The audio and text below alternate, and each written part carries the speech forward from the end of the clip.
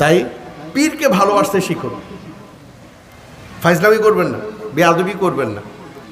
যারা জানে না, শিখতে আসেনি তারা হচ্ছেন মুরাদ।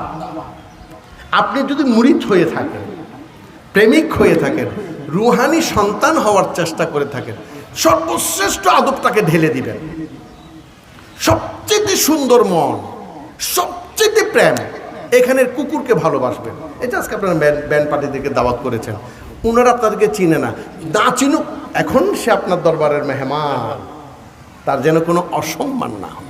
এই যে মেহমান এসছেন, এখানে একটা বিয়ে আছে, তারা অনেক ভুল করবে, তারা আমার সাথে বেয়াদবি করতে পারে, আমার সাথে অসুন্দরতা দেখাইতে পারে, আমি চুপ থাকবো, কারণ একমাত্র দোষ তার নয়, তার গুরুর দোষ। সে উপযুক্ত গুরু পাননি, গুরু না পাইলে সে ভুল চলতে পারে, কিন্তু আপনি সেটা দেখিয়ে দেবেন না। সে আপনার কাছ থেকে আজকে শিখতে আসেনি, তিনি এসেছেন মেহমান, তিনি যাই চাচ্ছেন তাই দিয়ে দেওয়ার নাম তরিকত।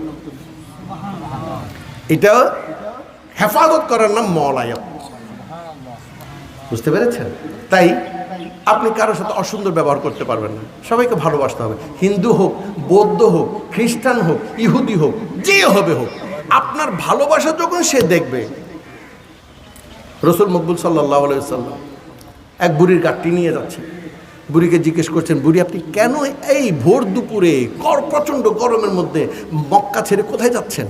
বলো, আমি এখানে থাকবো না, আবদুল্লাহর বেটা মোহাম্মদ নামে এক বেটা আসছে, ওই বেটা আমাদের ধর্মকে ধ্বংস করে দিচ্ছে, সে বলে কি এক আল্লাহরে বিশ্বাস করি, তারে নাকি মোহাম্মদ মানে। বলো, ও তাই বুঝি, চলেন চলেন।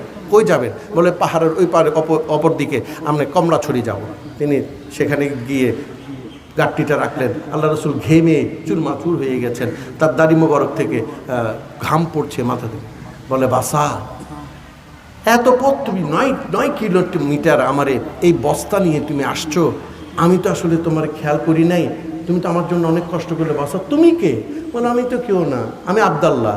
বলে, বুঝলাম তো, আমরা তো সবাই আবদুল্লাহ, তুমি কে? বলে, আমি সে আবদুল্লাহর বেটা মোহাম্মদ। বলে, তোমার আদর্শ যদি এত সুন্দর হয়, তোমার ধর্ম কেমন সুন্দর হবে? আমরা আমাদের আদর্শটাকে সুন্দর করতে চেষ্টা করব।